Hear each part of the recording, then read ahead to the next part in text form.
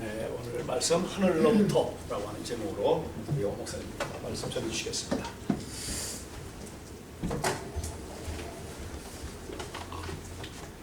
할렐루야. 아멘. 그냥 저희 부흥사님 오시면 기분이 막 좋아갖고. 아멘. 저기 뭐야, 우리 적응이 정말 빠른 것 같아요. 커피 다 가져다 오시고. 저는 좋아서, 예, 원했던 그림이 이제 하나씩 나오기 시작합니다. 공간이 중요합니다. 인간에게 공간이라고 하는 거는 인간이 가지고 있는 무의식과 삶의 철학을 다 반영하거든요. 그래서 이 공간이라고 하는 것이 그래서 중요해요. 그래서 아시겠지만 한국에서는 마당놀이가 발달했잖아요. 그러면 마을 사람들이 다 모여 있고 그 공간에서 이렇게 펼쳐진 평등한 공간에서 이렇게 발달했다면, 서구에서는 오페라나 이런 것들이 어때요? 무대가 있고 그 무대에서 객석이 이렇게 떨어져 있죠. 그죠? 근데 사실 교회가 구조가 이런 구조, 강대상이랑 성찬상은 앞에 이렇게 딱 버티고 있고, 청중들은 다 이렇게 장의자에서 이렇게 듣는 이런 구조. 그 구조 자체가 사실은 권위와 어떤 구조를 상징하기도 하고, 그게 서로 영향을 미치고 태도에도 영향을 미치는 거죠. 그러니까 이 테이블을 갖다 놨으니까 커피잔을 가지고 오는 거예요, 그죠? 장의자에서 이런 일 안 일어나죠, 그죠? 네, 앞으로도 계속 더 자유스럽게. 그렇지만 우리가 이렇게 하는 이유는, 우리가 이 하나님의 말씀이 목사의 입에서 나오는 것이 아니라 우리의 삶에서 하나님과 부딪히는 그 현장에서 하나님의 말씀이 나오고, 그 말씀이 나를 바꾸고 그 바뀌어진 내가 세상의 교회로 선다는 것을 우리가 경험하기 위해서 함께 또 모이는 거죠. 그 축제가 오늘입니다. 오늘 말씀은 예수님께서 세례를 받으시는 장면입니다. 그래서 이 장면, 세례라고 하는 장면, 세례라고 하는 또는 이제 침례라고, 특별히 이제 저희 교단은 한국에 정착한 교단이 아니기 때문에 세례냐 침례냐 뭐 이런 번역에서 그냥 영어로는 둘 다 베프티즘이니까. 근데 한국에서는 침례교에서 사용하는 성경에는 세례라는 단어가 침례라고 적혀 있습니다. 근데 저희 교단은 신학적으로는 침례에 더 가깝습니다. 그래서 특별히 번역은 세례, 침례, 번갈아가면서 사용하는데 아무런 문제가 없지만, 이제 의미적으로는 침례 쪽에 가까이 있다는 것이고요. 그래서 오늘 예수님께서 침례받은 장면을 통하여서 오늘 우리가 어떤 부름을 받고 있는지 그걸 좀 보려고 해요. 누가복음에서 이제 예수님께서 세례를 받으신 장면 이전에 우리가 몇 주간 계속 그 부분의 스토리들을 다뤄왔기 때문에 기억들이 되실 거예요. 처음에 3장 1절부터 나오는 얘기는 배경입니다. 그때 어떤 배경이었냐면, 디베료 황제, 디베료는 티베리어스, 여러분들 영화 보시죠? 영화 글래디에이터나 아니면 배너나 이런 거 나오는 영화 배경이 요 시절입니다. 그래서 디베료 황제의 가 2대 황제예요. 2대 황제고 아들이었나요? 그래, 막시무스 이런 이름, 루시어스 뭐 이런 애들이 여기 이 당시에 등장하는 이름들입니다. 그래서 이제 디베료 황제라는 구체적인 역사적 인물이 등장하고요. 그 다음에 우리가 잘 아는 본디오 빌라도가 총독으로 유대를 통치하고, 그리고 그 안에 이제 요즘으로 치면 지방자치단체 장처럼 헤롯이 분봉왕 갈릴리를 다스리고, 그 동생 필립은 분봉왕으로 이두레와 드라고니 지방을 다스리고, 루사니아라는 사람은 분봉왕으로 아빌레네를 다스리고, 이런 얘기를 한 다음에 그 지역의 종교 지도자로서 대제사장은 안나스와 가야바라는 사람이 있었다라는 배경을 이야기하고, 무슨 얘기가 있냐면은 하나님의 말씀이 광야에 있는 사갈의 아들 요한에게 내렸다. 이게 그 구약성서의 선지자 공식입니다. 그 배경, 역사적 배경이 있고 그 자리에 하나님의 말씀이 그 사람에게 임했다. 그러므로 그 사람은 하나님의 말씀을 품고 있기 때문에 말하지 않을 수 없었다. 이게 구약성서에 나오는 선지자 공식이거든요. 그것을 누가는 이 세례 요한에게 적용하여서 글을 쓰고 있습니다. 다시 말하면 누가에 대한 세례 요한의 이해는 뭐예요? 구약성서 예언자의 연속선상에서 예수가 오시기 직전에 있었던 인물인 거죠. 예. 그래서 이 세례 요한의 위치는 구약성서 전체에 거의 마무리 짓는 그런 위치로서 누가가 그리고 있습니다. 그리고 나서 등장하는 것이 요한의 활동을 이야기합니다. 3절을 보시면 요한 강 주변 온 지역을 찾아가서 죄사함을 받게 하는 회개의 세례를 선포하다. 세례가 등장하죠. 그래서 요한의 이름이 침례 요한 또는 세례 요한이라고 하죠. 그리고 요한을 뭐랑 매칭을 시키냐면은 광야에서 외치는 자의 소리와 매칭을 시킵니다. 자, 여기서 광야에서 외치는 자의 소리의 소리는 어떤 소리인가요? 길을 예비하고 길을 곧게 하여라. 이게 첫 번째죠. 길 만들라는 거예요.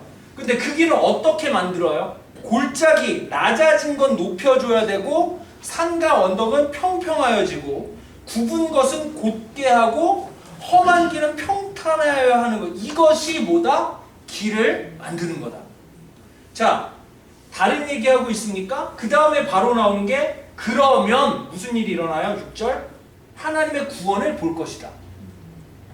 여기 전도에서 예수 영접하고 같이 기도하고 성경 많이 읽고 이러면 구원이 보일 것이다? 아니죠. 뭐 하라고요? 길을 만들. 그죠? 생각해 보셨어요? 교회에서 얘기하는 게 성경이 얘기하는 거랑 한 구절 한 구절 갖고 얘기하면은 교회에서 얘기하는 거 다 말할 수 있어요. 그런데 성경이 진짜로 얘기하고 싶은 거는 문맥을 읽어야죠. 이 문맥에서 다른 얘기 없이 딱 하나 얘기하고 있어요. 평균케 되는 하나님의 활동이 일어나면 구원은 열린다는 거예요. 자, 이거 되게 무겁게 들으셔야 돼요. 그 평균케 되는 하나님의 활동이 하나님의 구원 행동이라는 거예요. 우리는 너무 인스턴트식으로 예수 믿으면 내가 입으로 시인하면 그 바울이 이제 그런 얘기 했는데 그 의미도 이제 나중에 기회가 되면 하겠지만 오늘은 그건 안 할 거예요. 입으로 시인하여 의에 이르고 이 구절 가지고 그냥 따라해서 이렇게 영접기도 하고 하면 예수 믿는 거다 아니라는 겁니다. 그게 기독교의 본질이 아니라는 거예요. 예수 운동의 본질이 아니라는 거예요. 자, 그런데 이제 세례를 받으러 나오는 무리들에게 세례 요한이 뭐라고 얘기하죠? 독사의 자식들아. 욕을 하고 있어요. 야, 이 독사 애들아. 이렇게 욕을 하고 있어요. 그래서 회개에 알맞는 열매를 맺어라. 뒤에는 좋은 열매를 그래서 회개에 알맞는 열매가 좋은 열매죠. 그런데 이 열매가 무슨 열매냐? 이 문맥에서 열매는 어떤 열매예요? 돌이킴에 적합한 열매인데 그 열매는 평균이 하나님의 활동이 흐르도록 하는 작업과 연결되겠죠. 그러니까 당연히 10절에서 14절까지 나오는 세례 요한의 얘기는 당연한 얘기입니다. 자, 그래서 무리가 물었을 때 11절에 요한은 무리에게는 어떻게 하면 됩니까? 했더니 뭐라고 얘기해요? 11절 기도하라고 합니까? 뭐라고 얘기하죠? 두 번인 자. 두 번인 자는 없는 사람이 나눠주고 먹을 것 가진 사람도 그렇게 하라. 무엇을 위한 거예요? 평균을 위한 행동이죠. 자, 세리들이 묻습니다. 어떻게 해야 구원받습니까? 어떻게 해야 살겠습니까? 했더니 뭐라고 해요? 13절? 정한 세 외에는 늑장치 말라. 그렇죠. 네. 너 회개하고 가서 그 새벽 기도해라? 뭐 그런 얘기하는 게 아니라 뭐예요? 정한 세보다 받지 말아라. 세리가 할 수 있는 최소한이에요. 세리 그 당시 세리는요 로마 정부로부터 돈을 많이 받지 못했어요. 그럼 그 세리가 부자가 되는 방법은 뭘까요? 세금을 더 받는 거죠. 더 받는 거죠. 그리고 왜냐하면 로마가 걷어갈 거는 정해져 있으니까 많긴. 근데 이게 적지 않았어요. 적지 않은 세금을 걷어야 되는데 거기다 자기도 부유해져야 되니까 이렇게 더 받아야 돼요. 그죠? 그러니까 당하는 입장에선 수탈당하는 느낌이죠. 자, 그거에 대해서 세리가 할 수 있는 최소한은 뭐예요? 딱 내가 살 수 있을 정도만 더 받는 거예요. 이해되십니까? 이게 회개를 위한 합당한 열매라는 거예요. 뭐 한 거예요? 자신의 자리에서 평균이 흘러가는 최소한의 선택을 하기 시작하는 거예요.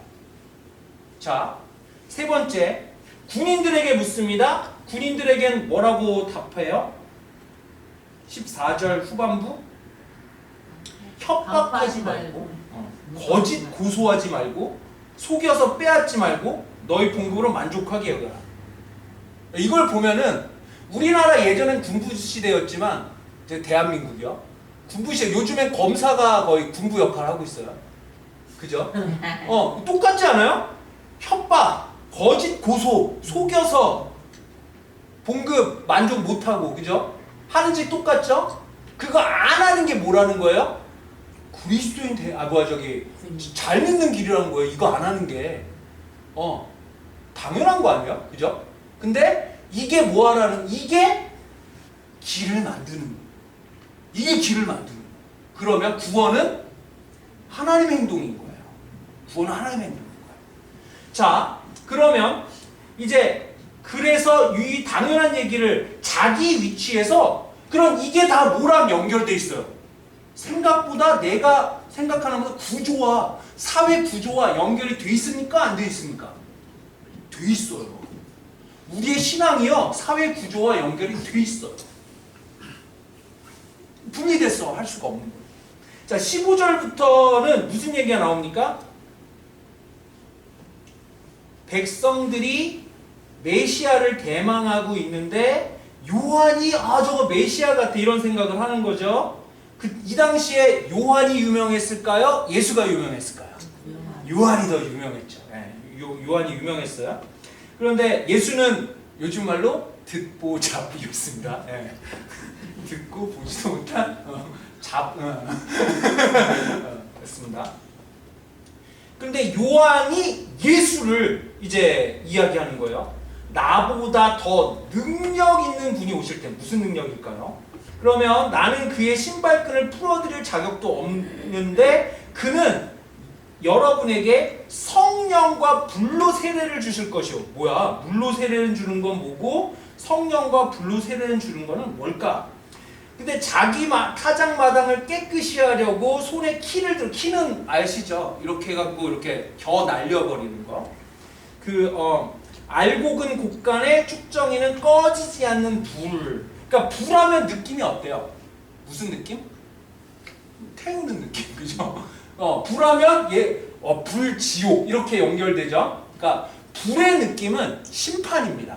그러니까 구약성서 전체에서 신약성서 이루어진 불의 이미지는 어떤 이미지? 심판의 이미지. 그다음 두 번째는 그 깨끗하게 정결케 하는 이미지. 이 두 가지로 이렇게 그리면 돼요. 그래서 이것에 대해서 이게 뭐냐? 성령과 불이 같은 거다. 성령을 불로 표현한 거다라는 신학자도 있고, 성령은 구원을 말하고 불은 심판을 말한다라고 하는 신학자도 있고, 다양합니다. 두 개 같이 넣으면 뭐가 다양해요. 여러분 원하신 대로 생각하세요. 중요하지 않아요. 다만 이제 이런 건 있습니다. 그 세례 요한이 이해한 예수의 사역과 그 예수가 이해한 자신의 예수의 부름은 달랐습니다. 그래서 세례 요한이 나중에 옥에 갇혀서 죽기를 기다리고 있을 때 예수님의 활동이 들리니까 혼란스러워해요. 그랬더니 예수가 이런 일들이 일어난다고 얘기해줘라 라고 얘기한 거죠. 왜냐하면 세례 요한은 어떤 식으로 메시아를 생각했냐면은, 세례 요한은 아까 말씀드린 구약성서 예언자의 마무리죠. 구약성서 예언자들의 핵심적인 메시지는 뭐예요? 너희가 하나님을 알아가는 길에서 멈춰섰고 이웃을 사랑한다라고 얘기하는 그 약한 자들의 공동체를 만드는 작업이 실패했기 때문에 그 결과로 너희는 망할 수밖에 없어 라고 하면서 너희는 망할 거야. 이게 예언자들의 이야기예요. 그래서 예언자들 너 망할 거야 망할 거야 근데 왜 망할 거냐 이렇게 되죠. 세례 요한도 마찬가지 그림을 가지고 있습니다. 예수가 오시면 남은 자들을 구원하고 그 악인들을 멸망시킬 것이다 라는 게 세례 요한의 생각이었어요. 그럼 세례 요한이 기다리는 메시아는 어떤 메시아일까요? 심판하는 메시아예요. 그죠? 근데 예수는 심판자로 세례 요한이 기대하고 있는데 예수는 뭘 하고 있는 거예요? 계속 사람들에게 기회를 주고 있는 거예요. 다시 기회를 주고 있는 거예요. 이거를 아까 제가 긍휼이라고 얘기했고 은혜라고 얘기했고 하는 것들이죠. 자, 그래서 예수님이 나중에 뭐라고 얘기하시냐면은 그 세례 요한은 율법과 선지자의 끝이고 여자가 낳은 자 중에 가장 큰 자라고 이야기해요. 세례 요한에 대한 이해입니다. 그런데 예수는 율법과 선지자의 시대가 아니라 평균에 참여할 기회를 초청하는 은혜와 긍휼의 시대로 나아가고 있고 여자가 낳은 자로서 묘사되고 있는 게 아니라 하늘로부터 태어난 자로서 우리 모든 신앙의 맏아들이 되신 것으로 표현되고 있죠. 그래서 이런 그 구별이 있습니다. 그래서 이러한 배경에서 세례 요한은 예수가 어떤 사역을 할 것이냐라고 했을 때 성령과 불로 세례를 줄 것이다. 성령은 다시 말하면 하나님의 그 회개하고 하나님께로 나오는 사람들에게는 구원이 열릴 것이고 그것을 받아들이지 않는 사람은 불로 심판되는 그런 일이 일어날 것이라고 보았고 그것에 대한 징표로서 세례 그 초청을 하고 있는 거예요. 세례 요한은. 근데 그러고 나서 이제 여러분이 지난주에 들었지만 세례 요한은 어쨌든 헤롯 왕궁에서 죽임을 당합니다. 의인이 죽었어요. 의인이 공의롭게 외치다가 그 결과가 죽었어요. 그러면 우리 생각은 어때요? 그럼 세상이 조금 밝아져야 될 거 아니야. 그래도 세상은 좀 밝아져야 될 거 아니야. 우리는 그래서 정말 안타깝게 그렇게 애를 쓰고 그분이 이렇게 죽었는데 그 악한 희생이 있었는데 그럼 세상이 좀 밝아져야 될 거 아니야. 이런 아픔 있지 않아요? 근데 그 다음에 나오는 단어가 뭐야? 그러나 요약할까요? 세상 안 바뀌었더라. 세상 안 바뀌었더라. 그리고 나서 오늘 장면이 있는 겁니다. 오늘 장면은 예수께서 세례를 받으신 거예요. 그게 무슨 뭐예요? 예수께서 내가 이 평균케 하는 하나님의 활동, 길을 만드는 하나님의 활동, 그 평균케 하는 활동에 내가 참여하겠다는 고백과 결단이 뭐다? 세례, 침례. 그거를 예수님이 먼저 다시 말하면 이 의의 길에 내가 먼저 들어서겠다. 국가를 위해서 무언가 싸운다는 것은 그거는 의무죠. 기본적으로 의무예요. 그렇지만 의무임에도 불구하고 그것을 특권으로 받아들이는 사람도 있겠죠. 그죠?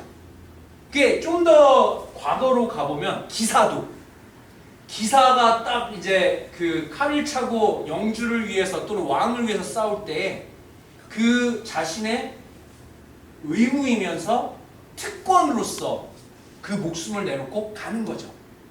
지금 예수께서는 이 하늘나라의 평균케 하는 부름이 그 결과가 어때요? 요한 힘들었죠. 그죠? 요한 좋지 않았잖아요. 예수도 어떻게 결국 어디로 가요? 십자가로 가죠. 그죠? 그런데 이러한 결과와 무관하게 나는 이 왕, 하나님 왕이라고 믿기 때문에 나는 그분의 기사가 되겠습니다. 라는 결단인 거예요. 내가 예수를 믿어서 잘 살겠습니다가 아니라 예수의 일이 일어나야 구원이 열리고 그 길이 옳은 길이기 때문에 그 길이 하나님의 나라가 서는 길이기 때문에 그거 보는 게 다른 어떤 것보다 즐겁다는 거죠. 그 어떤 사건이 있었겠죠. 그것이 더 즐거운 사건이 있었겠죠. 그것의 즐거움을 알았기 때문에 나는 뭘 하겠다? 나는 그분의 군대로 서겠다. 나는 그분의 기사가 되겠다. 그 결단을 침례 세례라고 하는 거예요.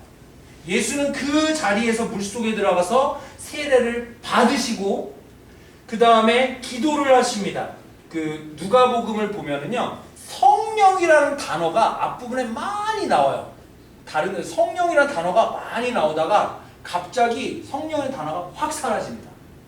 그 다음에 초반에 기도라는 단어가 거의 아주 가끔 나오다가 뒤로 갈수록 갑자기 기도가 확 많아져요.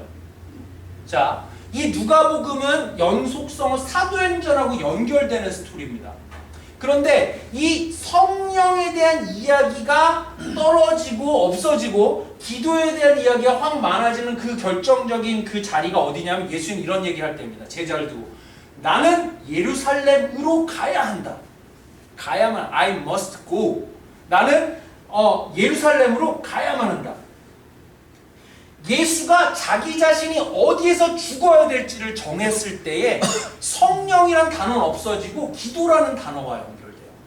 그래서 기도라고 하는 거는 내가 어디서 죽어야 되는지를, 기도의 궁극은 내가 어디서 죽어야 될지를 찾는 거야.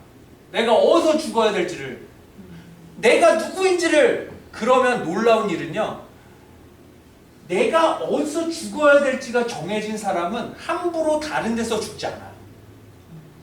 그래서 예수가 내가 예루살렘에서 죽어야 될 것이라가 분명했기 때문에 예수는 절벽에서 밀려서 죽을 뻔했는데 그냥 그 앞에서 당당하게 앞으로 쑥 지나가는 거예요. 왜요? 거기서 죽을 게 아니기 때문에. 그리고 그 자신의 죽을 곳이 정해진 사람이 이 세상에서 당당하게 설 수 있는 거예요. 내가 어디서 죽을지 모르기 때문에 어떤 면에서 좀 두려움이 있는 거죠.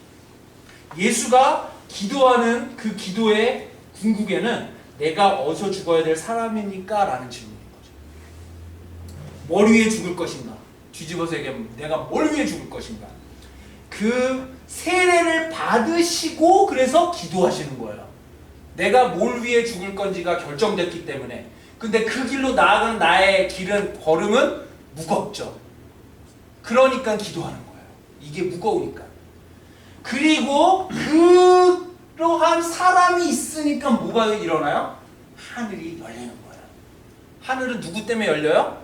예수 때문에 열리고 예수를 따르고 그 길을 따른 사람들 때문에 지금까지 하늘은 계속 열리는 거예요. 그리고 하늘이 열리니까 성령이 오시는 거예요.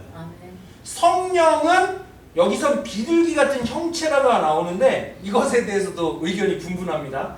왜 성령이 비둘기같이 생겼다라는 사람이 있고요. 성령의 움직임이 비둘기 같았다라는 사람이 있고요. 성령이 내릴 때 비둘기가 날아갔다라는 사람도 있습니다. 어떻게 생각하시든 이런 건 여러분의 자유예요. 그렇지만 성령이 하늘이 열리면 일어나는 성령, 하나님의 활동이죠. 하나님의 활동. 그 하나님의 활동이 예수 위에 내려오셨다. 그리고 이 성령의 사람을 인증하는 어떤 이야기가 들립니까? 너는 내 사랑하는 아들이요 내가 너를 좋아한다. 이것 때문에 그 무거운 발걸음을 갈 수가 있는 거죠. 오늘 우리 주님께서 저와 여러분에게 주님께서 아무나 군대로 안 불러요. 언제 불러요?